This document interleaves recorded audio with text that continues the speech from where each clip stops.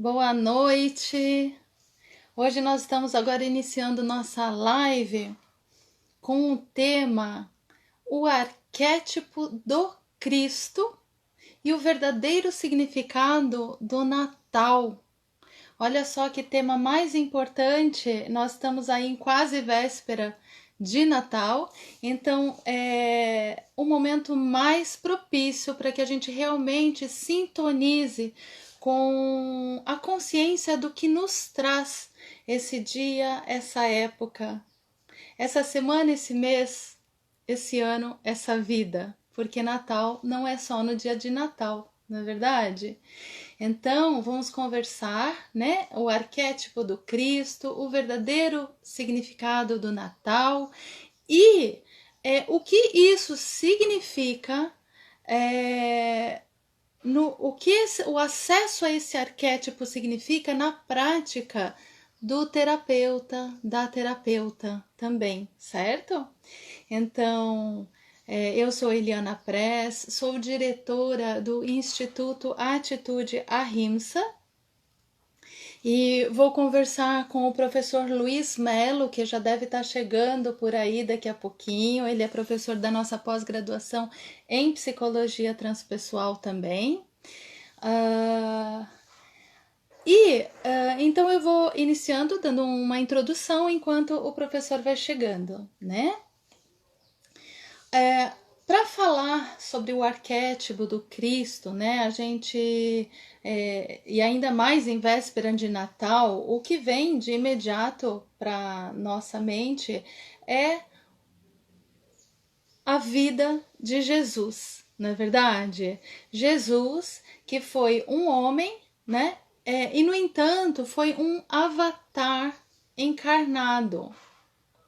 Nós vamos falar um pouquinho mais também sobre o significado de avatar, né? E como tudo isso se relaciona Cristo, avatar e a pessoa do Jesus. Então, Jesus, embora humano, ele foi um ser plenamente consciente do divino, humano e plenamente consciente do divino, né?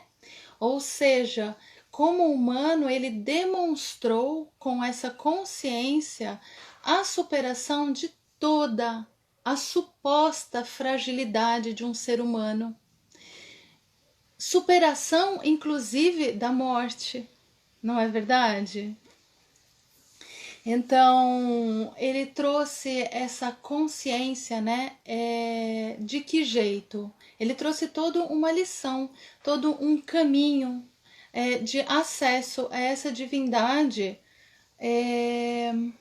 que temos em nós, né? Superando esse engano de que somos pessoas mortais, frágeis, vulneráveis. Ele veio como prova viva disso, né? E ele fez isso, gente, explicando toda a letra da metafísica de como mexer essas chavinhas dentro de nós, dentro do nosso entendimento sobre o que nós somos verdadeiramente, né? Então, ele fez isso, tudo o que ele fez, o que ele trouxe, né? O acesso a essa consciência crística, ele fez pela restauração do amor, pela restauração verdadeira da consciência de amor e da confiança, certo? E também da lição do perdão incondicional que ele trouxe. Oi, gente, vamos chegando, coisa boa. Eu vou aqui colocar o Luiz para dentro da sala, que ele já chegou. O Luiz, oi, querido, só envia para mim o pedidinho para participar da live, por favor. Então, com isso, né, a gente chega a qual compreensão? De que o arquétipo do Cristo, né? E assim, o que é arquétipo, né, gente? Arquétipo é um termo trazido pelo Jung, certo? Querendo dizer sobre representações ou modelos que todos e todas nós temos acesso internamente, né? E que podemos então manifestar. Então, os arquétipos, eles são universais. Qualquer pessoa tem acesso aos arquétipos, né? E este arquétipo do Cristo, né? O que é o arquétipo do Cristo? Ou então Avatar, que Avatar é um termo que vem do hinduísmo, do Bhagavad Gita, né? O Cristo ou Avatar, ele vem dizer a respeito da união do divino e do humano, da perfeita união do divino no humano, sabe? Deixa eu ver aqui se o Luiz conseguiu me mandar. Como faz para pedir para participar? Aqui, enviou uma solicitação. Isso aí, Luiz, assim que faz. Espera aí que eu te... então o avatar ou o arquétipo do Cristo diz respeito a isso, né? Oi, Luiz, meu querido, bem-vindo. Boa noite, Conseguiu entrar. boa noite a todos, boa noite, Liana. Boa noite, querido.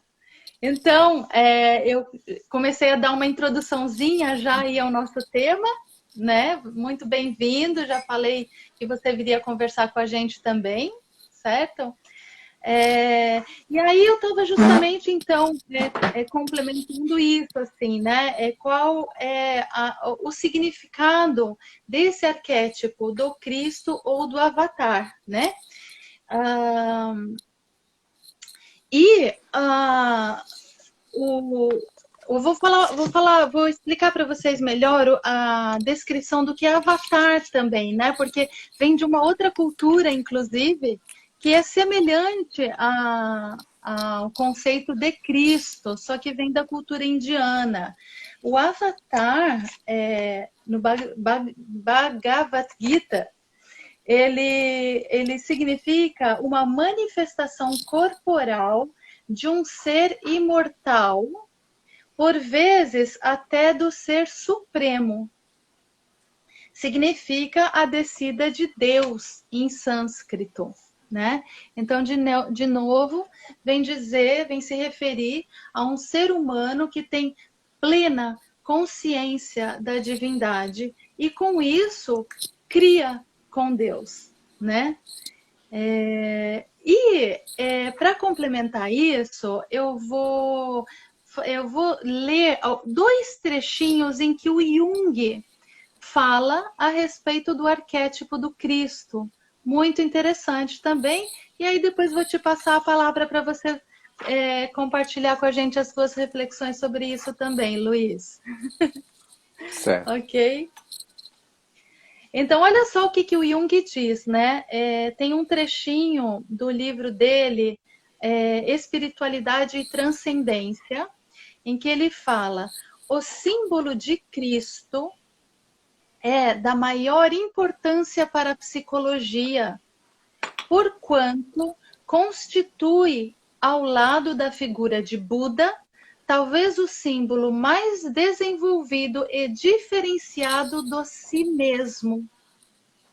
E o si mesmo, o Jung se referia ao self, que é esse acesso interno que nós podemos ter à totalidade do que somos. Então, ele trouxe isso, né? Aqui ele comparou esse símbolo de Cristo, né? É comparável também à figura de Buda, né? Como esse símbolo do si mesmo ou do self.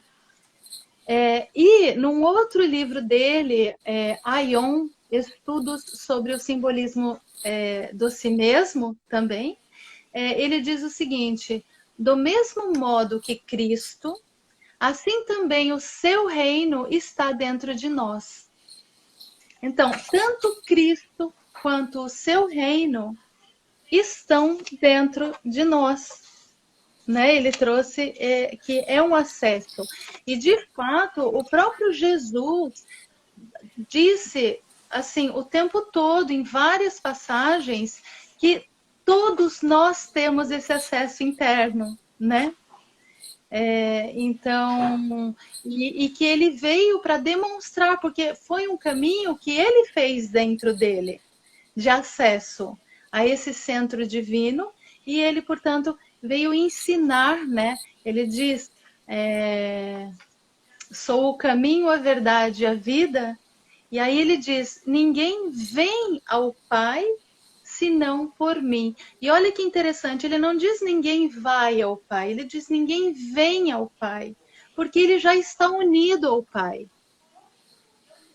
E ele se coloca como o caminho,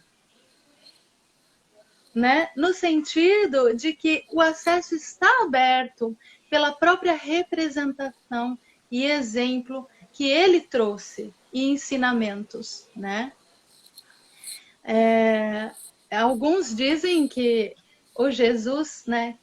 Ele é Jesus, a pessoa Jesus, e depois de iluminado ele se tornou Jesus Cristo, justamente pela manifestação desse arquétipo do Cristo, né? E alguns dizem que ele é o maior. Com certeza, alguns dizem não. Com certeza ele é o maior terapeuta de todos os tempos, né? Ele realmente mexendo essas chavinhas que ele mexia, né? Junto às pessoas com as quais que vinham procurá-lo, mexendo essas chavinhas de abrir para elas o acesso do amor incondicional, do que é esse amor incondicional e, portanto, do perdão incondicional, né? Ele realizou qualquer e todas as curas e até superou a própria morte, certo? Então, Luiz, querido, eu quero te ouvir, né? E também, especialmente, você trazer para a gente um pouquinho qual a importância desse acesso do arquétipo do Cristo para os terapeutas, para pessoas que querem cuidar de pessoas.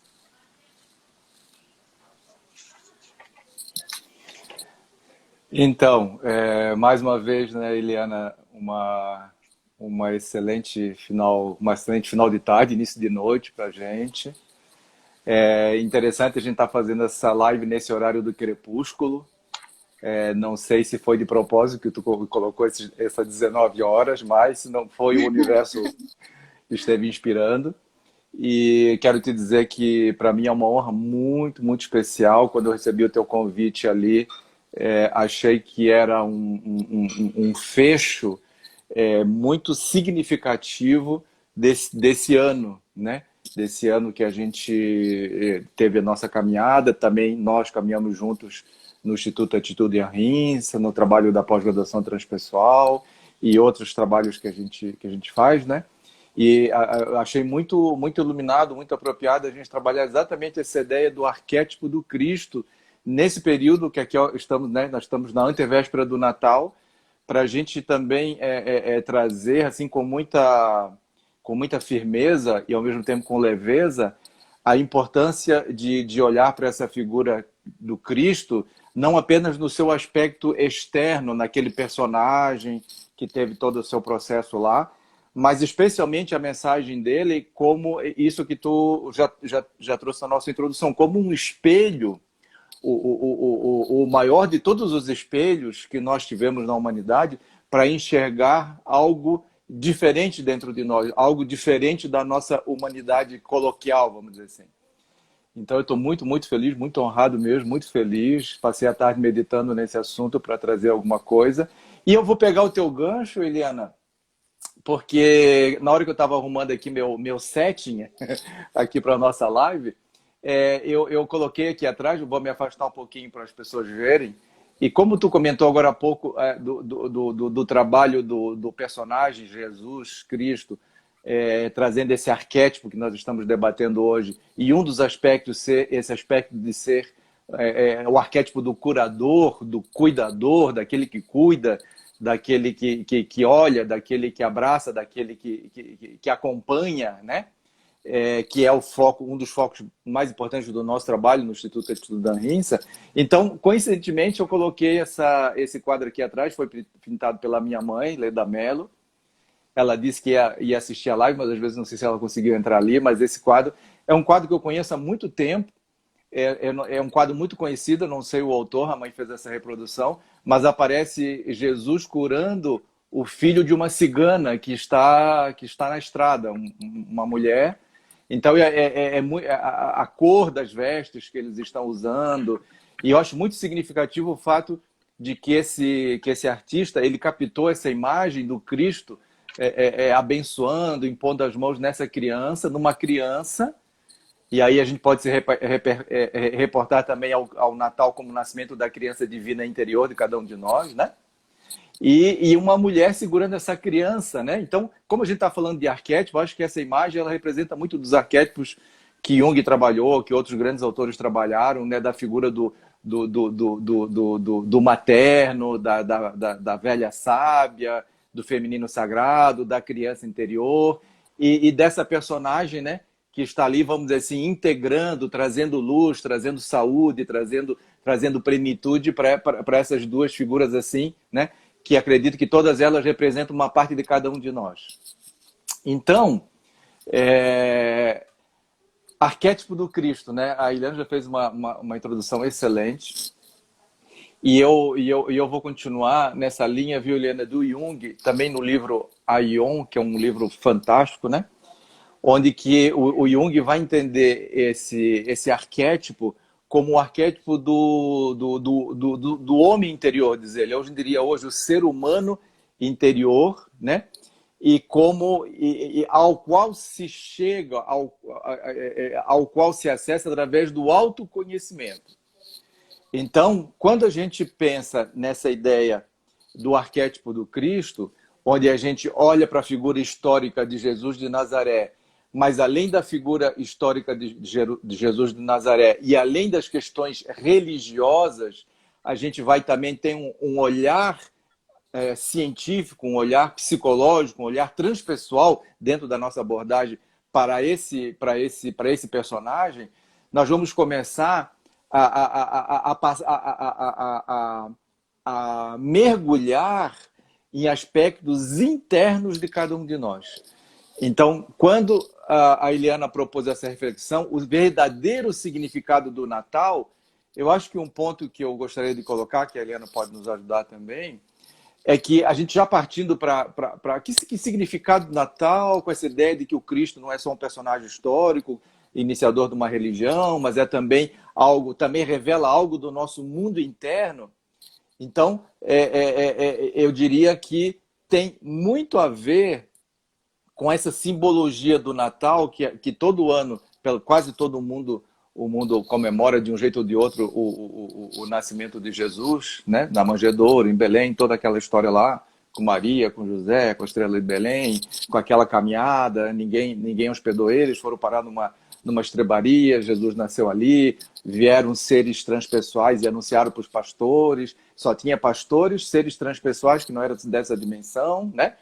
E depois apareceram 3 grandes, chamados pela tradição de reis magos, que a gente poderia pensar que seriam terapeutas, que seriam mestres transpessoais, que de alguma forma acessaram essa informação e também foram lá homenagear com três presentes, cada um trouxe um presente para Jesus, né?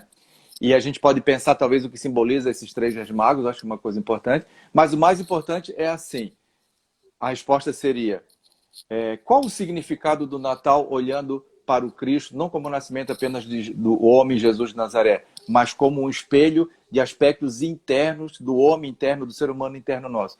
É a simbologia mais importante que nós temos no planeta, de que pode nascer de dentro de nós uma outra criança, que não aquela criancinha, né, Eliane, que nasceu lá das nossas amadas mãezinhas, no parto, nasceu ali, né, saiu ali do ofurô materno, né, que estava quentinho, A Eliana é muito mais nova do que eu, não sei, mas eu sou do tempo que botava a cabeça para baixo, dava um tapa na bunda para chorar, aquela história toda do parto, né?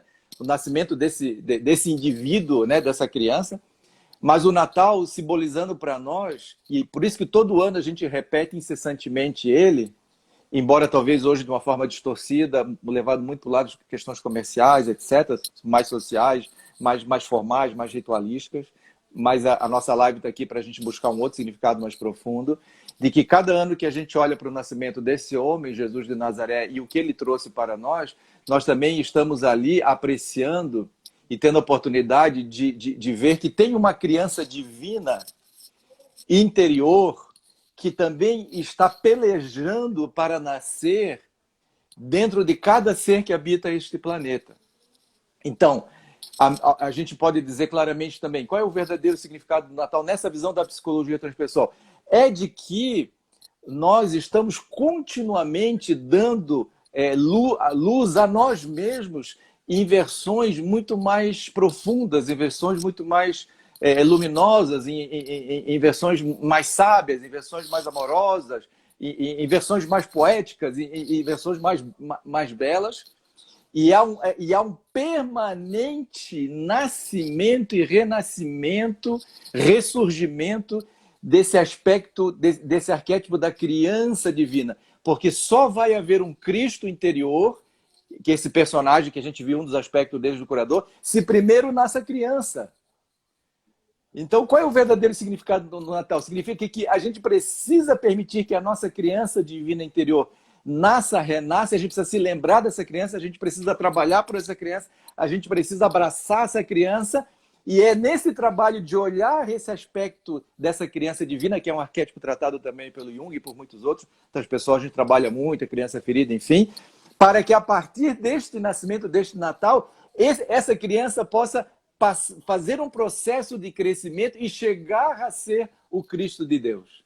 Chegar a expressar no mundo um potencial, uma força, que Jung diria que é uma força numênica, usando Rudolf Hoff, o grande teólogo alemão, uma força numênica, uma força transpessoal, uma força que poderíamos dizer espiritual, poderíamos dizer divina, poderíamos dizer a qualidade que a gente queira dar, né? E que esse Cristo, ele nasce a partir da criança divina. E que o nascimento dessa criança divina, Helena, nem sempre é simples e nem sempre é fácil. Os pais de Jesus eram de Nazaré, que era uma cidade muito pobre na periferia do grande estado da Palestina, do estado de Israel, que era dominado pelos romanos, a gente sabe. Eles eram da Galileia, que era uma das tribos lá, um dos estados, vamos dizer assim. E Nazaré era uma cidade muito pequenininha, muito simples. Eles tiveram que sair para fazer uma jornada porque tinha um recenseamento romano para contar as pessoas. Eles tiveram que sair e tiveram que ir, né, fazer esse recenseamento. Maria e José tiveram que sair da sua cidade para se recensear, né? Aí, quando chegaram em Belém, Jesus nasceu, veio as dores do parto. Eles não tinham onde ficar porque não tinham hospedar. Aí eles vão para o deserto, né? No deserto de Belém, eles encontram lá uma estrebaria e lá tem o nascimento de Jesus. Então, o significado do Natal é a gente olhar para o Natal e pensar assim, como é que está essa criança, né? Essa criança que não está nascendo na maternidade, nem na Carlos Correia, e nem na Carmela Dutra, porque quem é de Floripa ou nasceu numa ou nasceu noutra. Agora tem outras mais modernas aí, Clínica já, mas quem é das antigas, como eu só nasci nessas duas, é que nem a Vai Figueiredo, tu é da Carmela, tu é da, né? Não é nenhuma dessas, mas essa maternidade que a psicologia transpessoal, não sei se a Helene vai concordar comigo, gostaria de passar para ela para fazer um bate-bola. Eu acho que, de alguma forma, o nosso trabalho, viu, Eliana, como diria até Sócrates, é meio que um trabalho de parteiro, e eu acho que o construto da psicologia transpessoal é meio que um trabalho de construir esse setting, esse sistema, essas ideias, esses parteiros, que possam permitir que essas crianças que estão querendo ressurgir de dentro de nós possam nascer na simplicidade de uma manjedoura, porque essa criança não precisa dos palácios.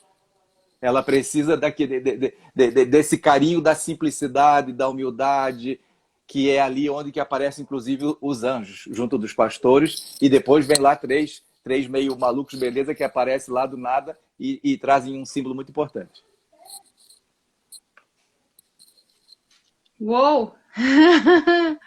Que lindo! que é realmente muito integradora a tua fala, né? Trazendo os vários aspectos desse arquétipo, né? E essa questão assim de trazer a criança realmente, né? Essa nossa criança divina que está encoberta pela criança ferida, né? Então realmente às vezes nem é tão fácil, né? É trabalhoso, necessita de um empenho, de um envolvimento para essa cura em primeiro lugar, né? Por quê? Porque todos e todas nós já temos, a gente veio com essa criança divina. Somos crias de Deus, somos divinos e nascemos assim, né? E o que significa então também, né? Essa representação da criança, a nossa pureza, a nossa inocência. Somos puros e inocentes, né? Embora muitas vezes nos julguemos e não nos acreditemos puros, mas somos, né? Então, às vezes a gente olha as fantasias que a gente tem vestido para se defender do mundo e a gente acha que é aquilo, né? Então, de repente, assim, esse trabalho de despir tudo isso que está por cima dessa criança divina, essa criança que é pura confiança, né? As crianças são pura confiança. A criança confia plenamente no pai, na mãe, né? Onde conduzirem ela, ela vai. Então, resgatar essa consciência do amor que é o universo, né? Só de fazer isso, a gente já começa a parar de interferir com esse amor e criar tanta nhaca que a gente cria por causa de não acreditar, de não confiar, né? E de nos vermos de uma forma, nos recriminarmos, não nos apoiarmos, né? Então, como é que você, eu, né, cada uma que está aqui nos assistindo agora, como é que a gente trata a nossa criança? Né? Eu me legitimo, eu me apoio, eu amo aquilo que eu sou, como eu sou, ou eu estou cobrando de mim, me recriminando, eu estou repetindo comigo os mesmos padrões que outros adultos também feridos fizeram comigo quando eu era criança. Então, é muito pertinente mesmo, né, abordar esses véus que encobrem essa criança divina, crística, que já temos, Que né? lindo, que lindo. Perfeito. Fiquei muito feliz de escutar a tua síntese. E eu queria reforçar da tua fala, Eliana, a palavra confiança. Se a gente pudesse dizer assim, tira só uma palavra mágica aí que nos ajude a tirar esse véu. A palavra-chave para mim, pelos estudos que eu tenho feito, pela minha própria experiência pessoal, é a palavra confiança. Porque olha só, vamos imaginar de novo Jesus de Nazaré como a melhor demonstração do arquétipo do Cristo, que poderíamos estar falando também de Buda, arquétipo de Cristo e tantos outros, né? Só que naturalmente Jesus para a nossa civilização, principalmente a ocidental e parte da oriental, é o que traz, vamos dizer assim, uma luz maior a respeito de todos esses fatos. Mas vamos lá. Então, se a gente pensar bem, uma das questões que esse personagem Jesus de Nazaré nos auxiliou a olhar para dentro de nós e encontrar esse Deus interior, que é um aspecto bem fundamental desse arquétipo, né? Durante praticamente 2000 anos, nós continuamos como seres humanos cultivando um Deus fora de nós e tentar nos relacionar com alguém que está longe, com alguém que não está aqui, com alguém a história da queda do paraíso, né, de eu me afastar do divino.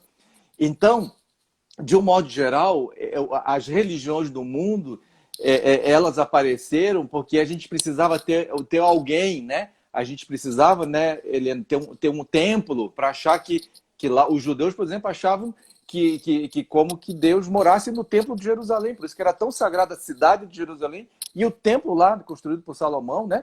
Porque eles entendiam que não, aquela era a casa de Deus, né? Então, à medida que nós vamos olhando para o desenvolvimento da espiritualidade humana, e quando a psicologia foi lá e resolveu fazer esse casamento, né? Esse casamento místico entre a ciência e a fé e a religião, a espiritualidade, que é o caminho que a gente está trilhando, olhando para as várias facetas da sabedoria humana e não apenas para uma, sendo partidário de uma ou de outra, mas nos mergulhando nessas várias dimensões, né? E a gente vai perceber, por exemplo, que a vivência de Jesus a respeito desse divino não era de um divino que estava longe, porque ele dizia assim, né? O reino de Deus está dentro de nós, né? Vós sois deuses, brilha a vossa luz. Uma vez ele falou uma frase muito bonita, ele disse assim, não, todo mundo estava achando que um dia ia descer um monte de anjo, que vinha uma Jerusalém eterna, lá espiritual, que ia descer, que ia combinar, que ia mandar os romanos embora, não sei o quê, né? Aí Jesus, né? O reino de Deus não vem com aparências exteriores. Ele diz claramente, a tradução da Bíblia é perfeita, não vem com aparência. Então, quando ele se remete a essa ideia de que o divino ele se encontra íncito, ele é parte do que nós somos e talvez seja só o que nós somos, né? A palavra confiança ganha um sentido, porque não sei se quem está aqui com a gente nos dando a honra de participar dessa reflexão, sabe, mas quando Jesus se referia a esse divino interior, mas que de alguma forma também representava estar na fonte de tudo que existe, né, no centro do universo, ele usava a palavra Abá, Abaum, muitas vezes. Aba e Abaum, né? Dizem que Abaum em aramaico queria dizer paizinho do céu. Então, olha a mudança extrema da maneira como Jesus nos ensinou a relacionar com o divino, com o sagrado, com esse aspecto mais profundo de nós mesmos. Enquanto antes desse grande terapeuta Jesus, né? Desse mestre, desse avatar, nunca ninguém tinha nos ensinado a olhar para o divino com esse olhar de filho, e Jesus então falava paizinho, Abaum de Bashmaia, paizinho que está no céu, parece que é a tradução em aramaico, é muito bonita a oração do Pai Nosso em aramaico, que é a palavra que Jesus falava, o dialeto muito comum da Galileia, né, na época dele, né? Normalmente se escrevia em hebraico, mas se falava em aramaico. Então qual foi um dos aspectos fundamentais desse arquétipo que vai nos ajudar, né, Eliane, que tem nos ajudado na nossa caminhada? É a ideia de uma absoluta, total e restrita confiança nessa origem, nessa fonte, que ao mesmo tempo é o destino de toda a criação, nesse divino, nesse sagrado, o nome que se queira dar, né, para a fonte.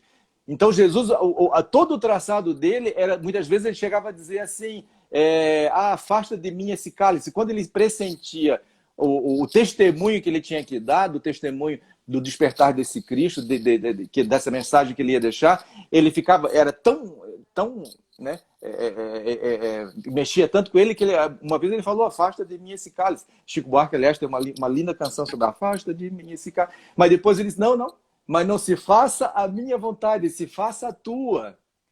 Então, essa ideia de confiança é a ideia perfeita, eu concordo com a Eliana, que nós temos que resgatar da nossa criança, que de alguma forma, em algum momento, quando a gente tem essa experiência de nascer ou renascer nesse mundo, nós estamos totalmente confiados no universo, no pai e na mãe, e vamos resumir, no amor que nos abraça. Se nós não confiássemos, se aquela criança não tivesse imersa nessa, ela simplesmente nem existiria, ela não sobreviveria. Então, um dos aspectos que nós precisamos mais prontamente olhar na nossa vida, para que esse arquétipo dessa criança possa se transformar no arquétipo do Cristo, faça essa metamorfose em direção a essa cristificação de cada um de nós, né? Essa transpessoalização de cada um de nós, é olhar até que ponto nós estamos confiando na vida e até que ponto nós estamos lutando com a vida. Porque quem confia na vida, quem confia em Deus, quem confia nos seres superiores ou na luz, seja lá o nome que queira dar, não luta com a vida, dança com a vida, não impreca com a vida, faz poesia.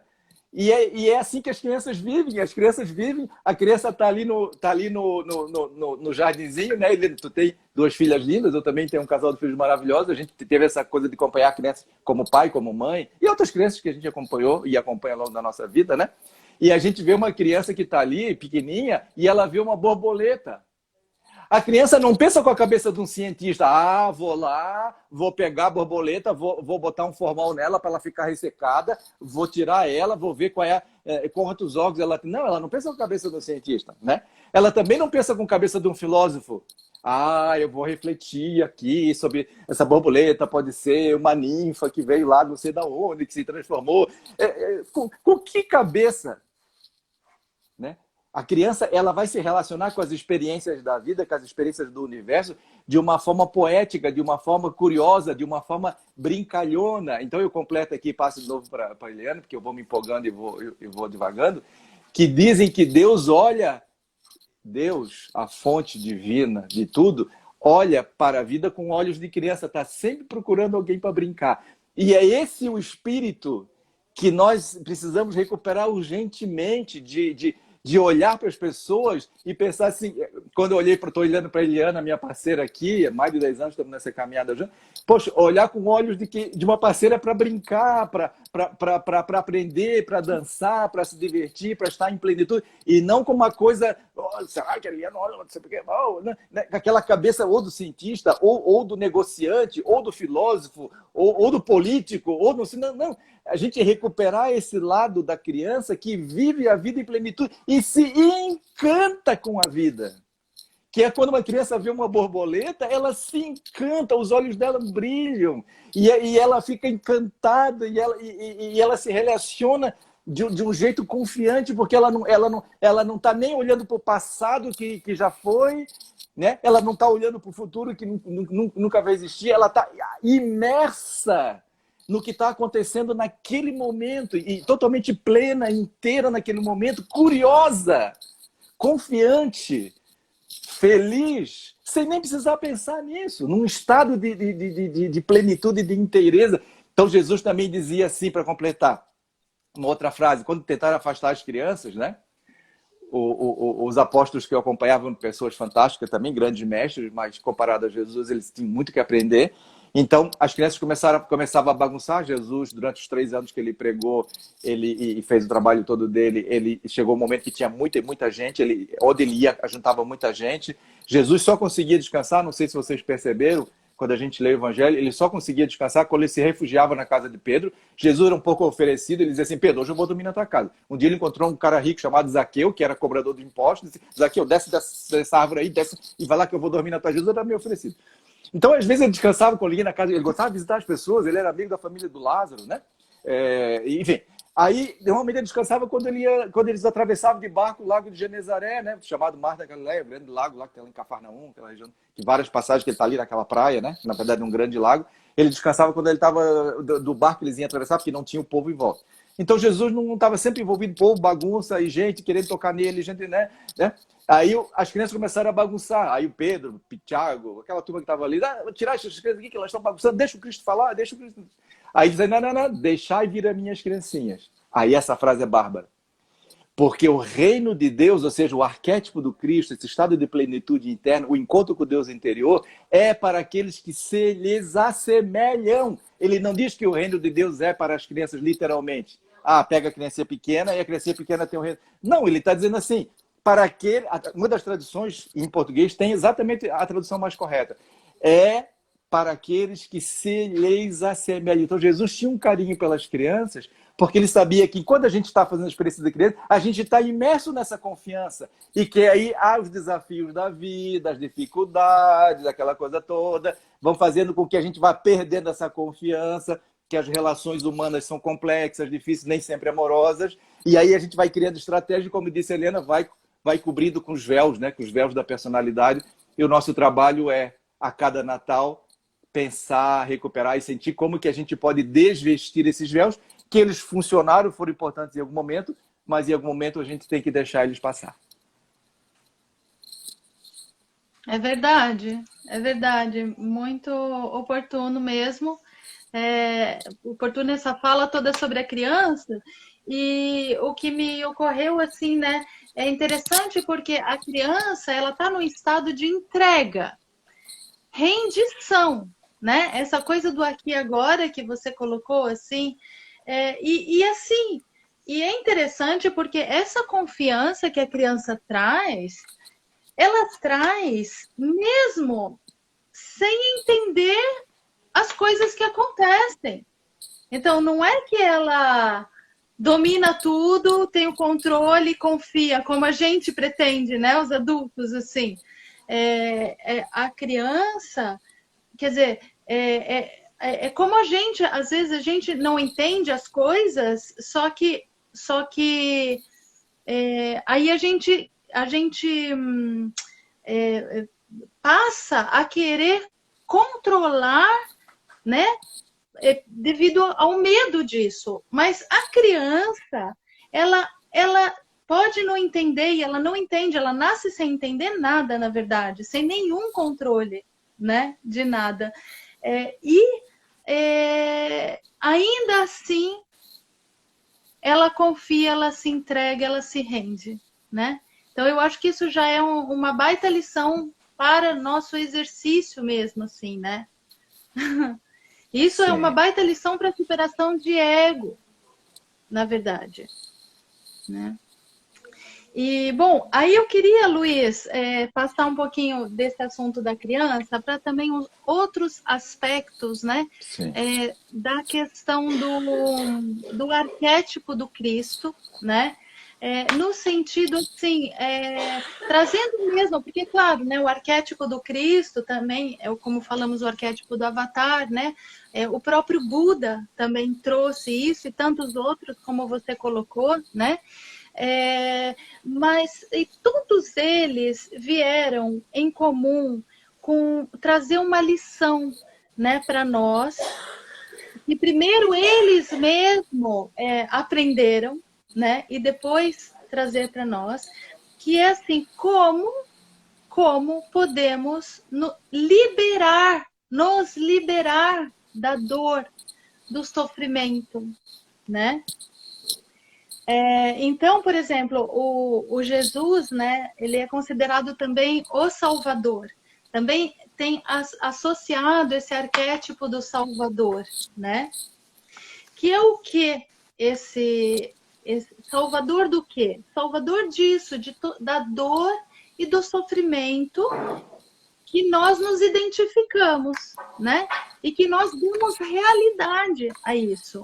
Então, como nos salvarmos dessa ilusão, desse Maya, como diz também na cultura hindu, né? Dessa ilusão de que a realidade seja essa, né? Então, o Jesus, ele trouxe assim, ele demonstrou, né? Ele ensinou essa liberação da dor, pela minha percepção, Luiz, como a forma para isso, como a liberação da culpa. Porque ele veio trazer o perdão genuíno, incondicional, demonstrando claramente que os sofrimentos, a manifestação da realidade daquelas pessoas com doenças, com sofrimentos, vinham muito como uma forma de se punir por culpa. E Jesus trouxe um outro olhar, né? Jesus trouxe o olhar de que nosso Pai, ou Deus, ou nosso Criador, ou o universo, ama incondicionalmente. Essa é a grande lição, né? Que eu vejo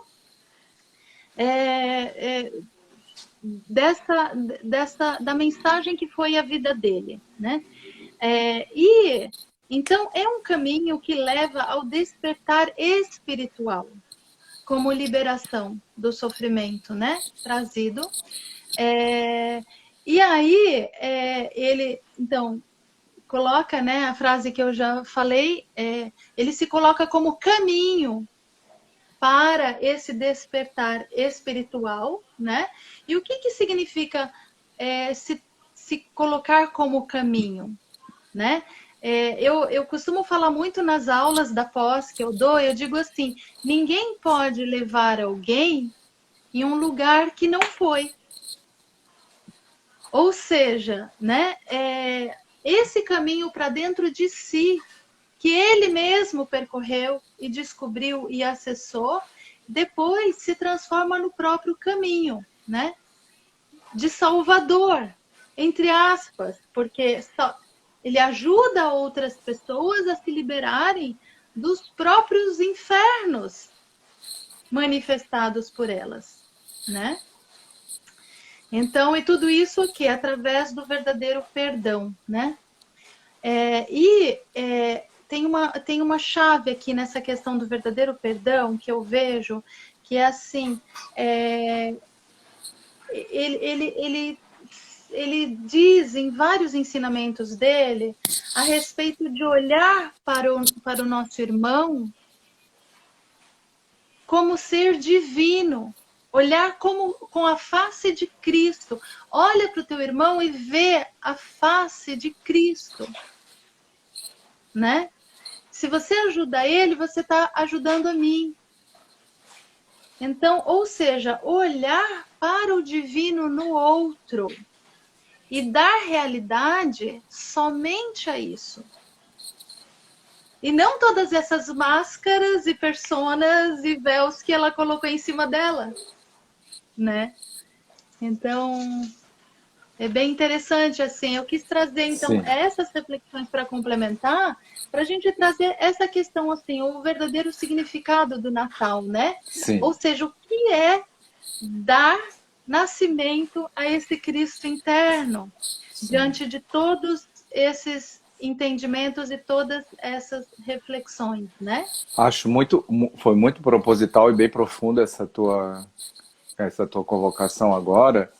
Eu acho, viu, Eliane, que a gente pode trazer é, é, a- o tema da sombra, né? Porque olha como eu entendo assim, pelas reflexões e estudos que eu fiz a respeito da personalidade de Jesus como o arquétipo do Cristo, como seria estudar Gautama, Siddhartha Gautama como arquétipo de Buda, enfim. Esse personagem ele não tinha uma sombra que precisasse ser iluminada, diferentemente de nós, que de alguma forma, na nossa experiência vital, na nossa experiência aqui na vida, desenvolvemos algumas sombras. Aí tu colocou a questão da culpa, que a gente pode colocar culpa, pode colocar raiva, pode colocar medo, pode colocar muitas outras coisas, né? Que estão num nível que não é um nível consciente, estão naquilo que a gente chama inconsciente, né? Ou subconsciente. Essa região meio nebulosa, meio sombria, da nossa psique, não necessariamente são coisas apenas sombrias, mas que não estão muito no nosso arbítrio, não respondem ao nosso arbítrio. Ok, então, vou trazer rapidamente o que eu acredito que é o fascínio do trabalho de Jesus de Nazaré, quando outras pessoas que caminharam junto com ele, Eliana, e que tinham sombras, deixaram para nós exemplos extraordinários do que eu entendo que é talvez a missão mais compassiva, mais humanitária do nosso campo, chamado psicologia ou psicometria transpessoal. Vou chamar aqui o exemplo de Maria Madalena e o exemplo de Paulo de Tarso. Então, olha só, Paulo de Tarso e a história dele, que ele teve aquela grande visão transpessoal no deserto e a partir dali ele reformulou todo o pensamento dele, era um homem extremamente voltado para o divino. Só que num fanatismo farisaico, ele era rabino fariseu, tão extremo que ele foi responsável pela morte do primeiro mártir do cristianismo. O primeiro seguidor de Jesus que morreu pedrejado foi Estevão. Quem condenou Estevão foi Paulo de Tarso. Ele era rabino, ele era promotor, ele participava do Sinédrio, ele tinha muito poder, né? E quando ele tem aquele despertar, e eu acho que essa ideia de muito que tu trouxe, em algum momento tu deixou claro que em algum momento nós temos despertares, e esses despertares muitas vezes são noites escuras da alma, são momentos difíceis, são momentos que a culpa talvez se torna avassaladora, e aí tem a depressão, aí tem o pânico, aí tem a perda profissional, aí tem a velhice, aí tem a doença e tantas coisas mais, né? Mas em algum momento nós, como Paulo de Tarso, atravessamos um deserto, né? Mas foi exatamente ao atravessar o deserto que em algum momento aquele homem, que ao mesmo tempo que era muito fanático, muito cioso na fé judaica, etc., era também um homem que era verdadeiro. Ele realmente achava que ele estava no caminho certo, que ele estava defendendo o Deus, e que o Deus de Israel era o Deus, e que aquele é o povo escolhido. E depois ele foi entender, não, que o povo escolhido somos todos. É todo o planeta, é judeu, é gentil, é marciano, é de Vênus, é de Órion, pessoal de Capela, todo mundo, ele foi entender isso. Mas ele precisou cair do cavalo. Então, Jesus chamou, eu acho em especial, duas pessoas que fizeram grandes transformações. Uma no arquétipo mais masculino, do cara ativo, do cara que brincava, que ia atrás, que queria acabar com os gregos, que não aceitava que Jesus podia ser o Messias, porque imagina se o Cristo de Deus vai ser o cara carpinteiro que nasceu de uma pessoa pobre, de uma menina de 14 anos. Então ele não aceitava isso por causa da sua, né, da seu preconceito de raça e tantas coisas que até hoje a gente ainda está vendo muito disso no mundo. Mas ok. Então, ele tem uma grande transformação e depois ele entende e ele vai desenvolver. Ele é um grande exemplo. Eu até estou lendo um livro que eu recomendo para todo mundo. O Grande Amigo de Deus, de Taylor Caldwell, a mesma autora de O Médico de Homens e de Almas. Médico de Homens e de Almas é a vida de Lucas. Aqui a vida é um livro extraordinário, é grossão. Mas eu estou adorando esse livro, porque a gente vai ver na vida de Paulo de Tarso mais a nossa vida, Helena. Porque como nós temos as nossas sombras, diferentemente daquele personagem de Jesus, que a gente entende que ele não tinha sombras, né, para espiar, para trabalhar, esse aqui tinha. Mas ele faz uma grande transformação e em algum momento ele vai dizer assim, quando ele já está, né, o trabalho dele foi muito difícil, ele sofreu muito, né, que ele disse assim, parece que não sou eu que está em mim, é o Cristo que está em mim. Ele não está falando de Jesus de Nazaré, né, embora ele, na mentalidade dele, naquele momento, podia entender, misturar um pouquinho as duas coisas, mas ele estava falando do Cristo de Deus, ele estava falando do Deus divino, do divino interior, né? Ok. O arquétipo de uma grande transformação, de um olhar para a sombra, que é isso que tu trouxe para a gente, acredito, um arquétipo mais masculino. E o arquétipo feminino de Maria Madalena também foi extraordinário. O que consta, eu tentei estudar mais a fundo, eu acho essa personagem extraordinária, né? Então, eu gosto de estudar, estudo ela, assim como estudo Francisco de Assis, para mim, grandes arquétipos desse processo todo de transformação, de metamorfose, de individuação. E Maria Madalena é uma mulher belíssima, dizem que ela era a mulher mais bela da Palestina, Roma, Israel, todo mundo juntado lá. Era uma mulher que vivia do comércio de sexo, etc. Embora haja dúvida disso, mas os textos que eu estudei acredito que sim. Só que ela não estava em busca desse amor nem daquela riqueza. Ela estava em busca do verdadeiro amor. Ela queria sentir no coração dela o verdadeiro amor. Mas ela buscava, assim como Paulo buscava na religião, a minha religião é melhor que todos, eu vou matar todo mundo que não segue o que diz o Abraão, o que diz o Moisés, né? Ela também achava que a opulência, ela era riquíssima, ela tinha vários empregados, ela tinha palácios, né? Quando ela encontra Jesus e ela vê espelhado no Cristo aquele amor que tu acabou de falar, esse amor incondicional que não julga.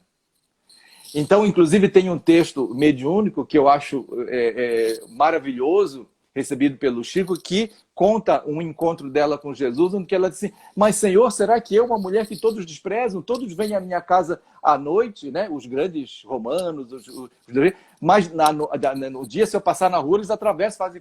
Então eu sou uma mulher proscrita, né? Nos quartos eu sou a deusa, mas ninguém... Será que eu posso ter um lugar no reino de Deus? Então, a fala de Jesus assim, é uma coisa que ela diz assim, Deus permite que nasça uma florzinha, uma plantinha num castelo em ruínas, né? Então ela vai começando a entender, e aquilo que ela procurava tanto naquele caminho, assim como Paulo procurava em outro caminho, né? Ela procurava mais no campo mais da sexualidade, da afetividade, das relações. O Paulo Tarso era do poder, da religião, né? O judeu, não sei o quê, né? Ela também vai ter uma transformação tão extraordinária que ela passou o resto da vida dela também manifestando esse arquétipo do Cristo. Então é importante dizer que é muito lindo a gente ver, como tu falasse, esse Deus interior se manifestando de todas as formas, né? Mesmo em formas que às vezes a gente não gosta. Mesmo a gente olhando, mas Deus ele é um cara esquisito, esse divino ele se manifesta de forma... Pô, mas é Deus que está ali mesmo? Mas... né? O que exige que não seja vindo dessa fonte? Então, para complementar e passar de novo a bola para a Eliana, eu quero trazer uma fala, que até comentei com a Eliana, de uma mestra transpessoal que eu estudo bastante, até hoje tive revendo os textos dela.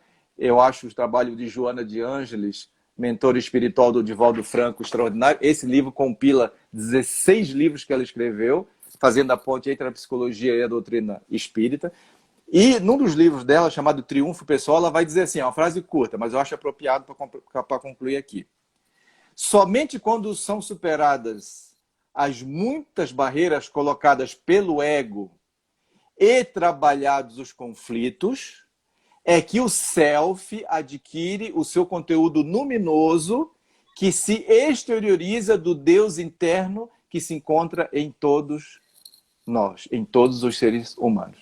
Então, completando e fechando, eu acredito como aquele grande poeta divinamente rodopiante, Dervix rodopiante, o Rumi da Pérsia, onde ele disse certa vez assim, nosso trabalho não é buscar o amor, nosso trabalho é apenas, a Eliana usou essa expressão no início, é apenas, né, observar onde é que estão as barreiras que nós erguemos contra o amor. Então, tudo que a gente possa pensar como divino, você pode dizer o nome que você quiser, amor, paz, beleza, sabedoria, tudo que nós, alegria, tudo que nós pensarmos como divino, ele já está aqui. Então, nosso trabalho não é correr para algum lugar, não, é só olhar, é aqui, por isso que diz Joana, né? A gente precisa olhar as nossas feridas, os nossos conflitos, as nossas culpas, as nossas dores, as nossas coisas mal resolvidas, olhar, fazer esse trabalho psicológico, esse trabalho de autoconhecimento, de terapia, de transformação. Esse é o nosso trabalho, que é apenas para poder tirar as barreiras, como falou a Eliana no início, eu repito, eu gostei disso,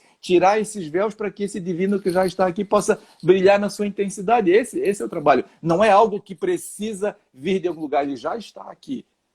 Ele precisa apenas esse esforço nosso de olhar. Então, não existe nem psicoterapia e nem espiritualidade reais, autênticas e verdadeiras sem esse trabalho de atravessar o deserto, olhar para as dores, para isso, sem o nosso trabalho humano. É interessante isso que você disse, Luiz, porque esse amor já está aqui, como você colocou. Nós somos feitos disso. E, no entanto, não obstante, é a maior procura de todas as pessoas na face da Terra.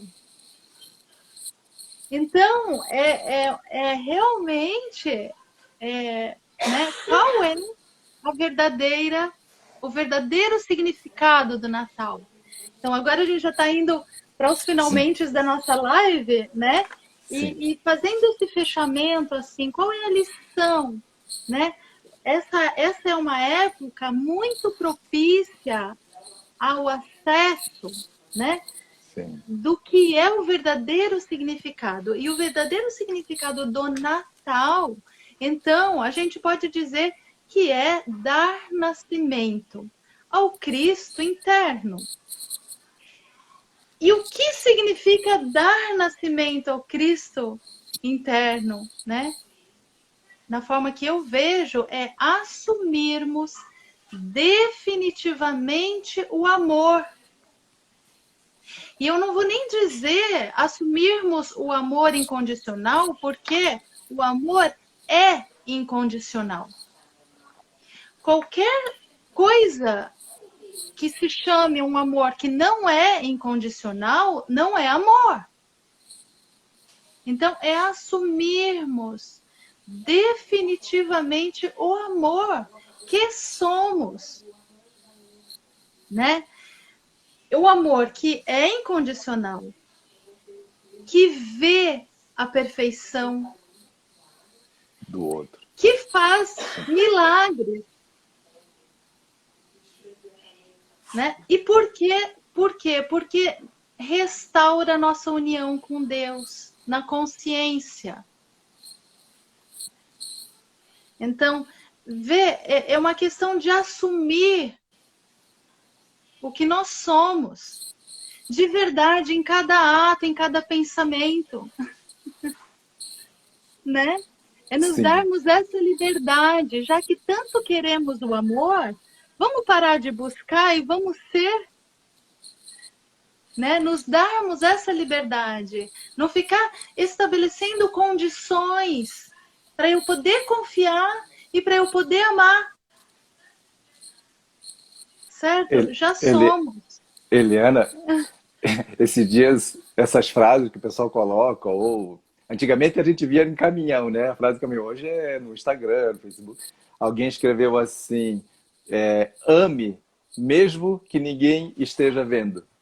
Eu achei tão bonito isso, né?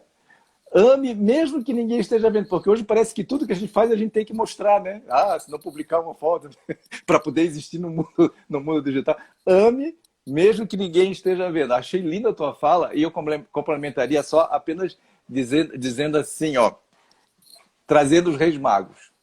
Já que nós no Natal, eu acho que no Natal tem três coisas que a gente pode comemorar. Uma é o nascimento do maior arquétipo vivo da fonte divina de amor. Por isso que aqueles três caras lá, que não eram bobo nem nada, eram provavelmente os três caras mais antenados do planeta. Não tinha o Facebook, não tinha Instagram, não tinha Twitter, mas eles descobriram onde é que estava onde o amor brilhava com mais intensidade, ou na sua intensidade original. Então eles foram lá, né? Então, é o nascimento desse grande avatar, que espelhou o divino que está dentro de nós. Ok. Segundo, é o fato de que o Natal congrega as pessoas. A gente vai lá, hoje eu tive com a Sueli, minha esposa, compramos um presentinho para um filho, para um pai, né? Para alguém, para um amigo, vai lá e tem esse momento da ceia, de compartilhar o alimento, que é uma coisa que Jesus gostava de fazer. Ele gostava de comer na casa das pessoas. Como disse, ele era muito oferecido, né? Teve uma vez que ele fez uma ceia lá, mas, né? Então, ele gostava, então, esse coisa da gente se reunir, da gente fazer uma pequena ceia, sem talvez os excessos comerciais, sem os excessos de festas, etc., mas que é essa coisa da família, dos amigos, ok. E em terceiro aspecto, que é o que nós estamos trazendo, né, Eliane, que é o nosso desafio aqui, mostrar que tem um Natal interno, né? E como esse desafio de manifestar esse amor, que nós estamos entendendo que nós somos tecidos nesse amor, né? E que nós não precisamos buscar o amor apenas olhar e desmontar as barreiras que nós mesmos criamos para não enxergar que nós somos esse amor, eu traria então, para concluir, os três reis magos, né? Que a tradição não está na Bíblia, mas a tradição deu nome para uns, disse que cada um representaria uma raça, um veio de um lugar, outro veio de outro, um incenso, mirra e outra coisa lá, e ouro, que deram, mas o meu simbolismo não vai por aí. Eu penso assim, o verdadeiro significado do Natal talvez seja de que nós podemos ser o quarto rei mago. E o quarto rei mago, ele é o rei que ele é tão esperto, um rei, um avatar, um terapeuta, vamos dizer que é um terapeuta, que eu defendo que todos nós deveríamos ter um lado terapeuta no mundo, todos nós deveríamos ter a nossa profissão e aprender alguma profissão de cuidado humano. Reiki, cromoterapia, fluidoterapia, terapia crânio-sacral, terapia transpessoal. Eu acho que todos nós, o planeta precisa tanto desse cuidado, desse amor que se transforma em cuidado, porque o amor no coração é lindo, mas o amor que se transforma em cuidado, ele é muito mais brilhante, né? Então, esse quarto, ele olha para aqueles três e ele pensa assim, olha que interessante, nós temos três centros de inteligência. Nós temos um centro de inteligência mais cortical, cognitiva, mais intelectual, mais analítica, pensamento, que é uma mente incrível, que a gente faz até... Agora já tem até Rico que está indo lá, fazendo viagens e voltando, não sei o quê, nós temos uma mente incrível, tecnologia, né? Nós temos um centro de inteligência emocional, afetiva, no qual nós nos conectamos com as pessoas, nós nos ligamos, que tem a ver também com a nossa motivação, com o nosso estado de espírito, com o nosso humor, é isso que chamou de inteligência emocional. E nós temos um centro de inteligência instintivo, visceral, o animal que nós somos, né? Com essas energias incríveis, com esses bilhões de anos que o universo trabalhou para chegar aqui, para formar essa energia, né? Esses programas todos que funcionam de forma maravilhosa, e essa vitalidade, né? Aí a gente pode pensar assim, olha que legal, cada rei mago ali representa exatamente os três centros de inteligência, que inclusive a gente trabalha no Enneagrama, né? A inteligência mais racional, mais analítica, uma inteligência emocional, afetiva, motivacional, e uma inteligência da ação física, instintiva, visceral, vital, né? Olha só, e esses três, eles rendem, eles se prostram, eles eram reis e magos, eles eram topzera, eram caras que, fantásticos, que não se sabe bem da origem, mas tem várias conversas sobre isso, né? Eles vêm e eles se rendem a uma criança, eles vão homenagear o nascimento da criança divina, porque aquela criança representava o amor na sua pureza. Esse amor que a Helena falou tão bonito. Então nós podemos, quem sabe, ser aquele quarto rei mago. Vamos imaginar que a gente está chegando ali e a gente está vendo essa cena, as três inteligências se rendendo na outra, presenteando a criança, para que essa criança incorpore essas três inteligências humanas e possa permitir que esse divino amor se manifeste em toda a sua beleza, em toda a sua grandiosidade, em toda essa eloquência, que é por isso que até hoje nós estamos comemorando o nascimento desse cara. Que lindo, que inspirado, minha nossa. E, bom, eu quero também, assim, para o fechamento, né, sugerir para quem está nos assistindo, viu, Luiz, uma prática que eu fiz hoje, quando eu fui almoçar no shopping, e eu já estava me inspirando aqui para a nossa conversa. Eu fiz a seguinte prática.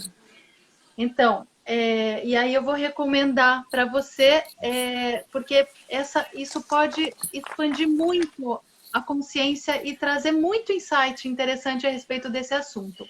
Que é o seguinte, onde você estiver, né?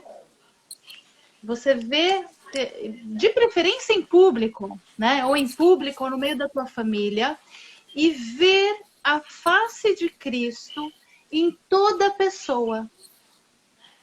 Toda pessoa que tiver ao alcance da tua visão, observa e vê a face de Cristo. Não quero dizer o rosto de Cristo, do Jesus, não quero dizer isso. Eu quero dizer ver o Cristo nela. Ver a divindade nela. E percebe como é isso. Percebe o que muda quando você está fazendo essa experiência. Como é lidar com o mundo assim, nessa perspectiva. Então, esse é o meu convite. Lindo, lindo, lindo. Se tu me permite, a gente vai se empolgando aqui, né, Helena? Mas na hora que tu encerrar, tu encerra aí. Sim. Mas é assim, uma vez também eu aprendi, faz tanto tempo, eu era guri, eu li, nunca mais esqueci, eu li assim, que Deus é uma usina de energia, de luz, e cada um de nós é uma lâmpada. Então, eu estava escutando a tua recomendação, que eu achei linda, e pensando em algumas práticas também que eu faço, e eu me lembrei, poxa, mas eu também posso olhar para todas as lâmpadas e ver que aquela luz que está ali naquela lâmpada, mesmo que às vezes meio ofuscada, meio fraquinha, mas essa luz ela vem da mesma fonte, né? Então, na verdade, também os antigos diziam assim, que o cara bateu na porta e dizia assim, e uma voz lá dentro dizia, quem é? Sou eu. Aí e a voz, vai embora. Aí de novo, e bati naquela porta, aí a voz lá de dentro dizia, quem é? Sou eu. Sou eu. Até que, no fim, uma vez ele bateu lá e a voz perguntou, tá, quem é? Eu sou tu. Então, a voz lá de dentro representa o divino. Também, muitos mestres dizem assim, os olhos com que nós procuramos Deus são os mesmos olhos com que Deus nos procura. Então, essa ideia de que, na verdade, existe uma unidade no universo, né? Que é um tema muito, muito claro dos sufistas, que ele trabalha essa ideia da unidade. E eu queria, então, fechar mesmo a minha fala, lembrando uma coisa que eu acho importante do arquétipo do Cristo, que ele disse certa vez assim, eu e o Pai somos um. Isso gerou muita confusão no cristianismo. Deus Jesus é o Deus que veio, ele mesmo é o Deus, né? Houve essa confusão assim, né? Mas na verdade nós entendemos ali que Jesus quis dizer que ele estava manifestando, ele não era a usina, mas ele era uma lâmpada que estava manifestando a luz da usina na sua total, sem as interferências do ego, da personalidade, dos limites, né? Isso que ele não quis dizer que ele era a usina, mas eu e o Pai somos um. Tanto que ele botou, eu e o Pai somos um. Lá no final, viu, Eliana? Pouca gente lembra que no final o João anotou que ele disse assim, aí ele fez uma oração a Deus por todos nós aqui humanos, não só humanos, por todos os seres desse planeta, todos os seres sencientes, diria Buda, né? E ele disse assim, Senhor, né, Abaum de Bashmaia, que todos eles sejam um contigo como eu sou um contigo. Então, que todos sejamos um. Essa é a ideia de que nós estamos trabalhando cada vez mais para sentir no nosso coração essa unidade, né? De que, na verdade, não há um outro, o outro é uma face de mim mesmo, eu sou uma face do outro, o outro é uma face de mim, e que nós estamos numa grande unidade, essa busca dessa ideia, para terminar de verdade agora. Diz que a onda, Ah, diz que a onda chegou para o oceano e disse assim, a onda, né? Acho que se divertiu, até que uma hora ela estava meio cansada e ela perguntou, oceano, como é que eu faço para ficar, para ser você? Aí o oceano disse para ela, acalme-se. Quando a onda, acalme-se. quando a onda se acalma, Aham, oh, ela vira aham. oceano. Então, essa ideia de que a gente tem que buscar muito, que a gente tem que pensar muito, que a gente tem que ler muito, que a gente tem que fazer muito, que a gente tem que ganhar muito dinheiro, que a gente tem que correr muito, que a gente tem... esse over que nós estamos, muita tecnologia e tem que correr atrás, né? Já tem até uma doença que é a doença de ficar toda hora vendo as redes sociais, já está até diagnosticado aí. Então, esse over, então, eu gostei muito da Helena, e nós precisamos cada vez mais sair desse modo sobrevivência que está esgotando, que está estressando, que está adoecendo, que está trazendo câncer, depressão, sair um pouco desse modo sobrevivência e entrar nesse modo transcendência. E nisso, me desculpe, mas a psicologia transpessoal é um campo maravilhoso que nos ajuda a sair desse modo sobrevivência, onde a gente está lutando, fugindo ou congelando, e entrar nesse modo transcendência, que é o modo da criança, de estar ali, de estar rendido para o presente, né? Então, é muito importante criar esses espaços para que criar manjedouras na nossa vida. Olha no que Cristo nasceu, não tinha festa, né? A festa era dos seres de outra dimensão que vieram lá e falaram umas coisas, né? Os pastores simples que vieram ali, os três reis magos vieram quietinhos, né? Vão lá, deram o seu presentinho, cada inteligência deu o seu nome. Nós estamos à tua disposição. Então, essa é o momento que a gente está precisando viver. A gente diminuir um pouco essa correria, essa velocidade, correndo atrás de uma coisa que, na verdade, já está aqui. Tudo que é mais importante, paz, alegria, amor, sabedoria, isso já está aqui. Se a gente acalmar a onda dizendo para o mar, o que eu posso fazer para ser como você, oceano? O oceano só diz, acalme-se. Quando a gente se acalma, a gente naturalmente entra e esse arquétipo vai cada vez mais tomando conta da nossa vida. Amém. Amém. E assim é, né? E Não é assim é. nem que assim seja, não é mais que assim, e assim é. Perfeito como sempre. Luiz, querido, gratidão mais uma Obrigado. vez, viu? Gratidão também. Parceiraço, e Obrigado a seguimos todos aí, né, juntos. que está com a gente aí. Obrigada, Foi gente. muito honroso. Muito obrigado Claro. mesmo. E tamo aí junto. Obrigada, gente. Obrigada pela presença aí. Seguimos juntos. Acalme-se. Que bom, que bom. Tchau. Tchau.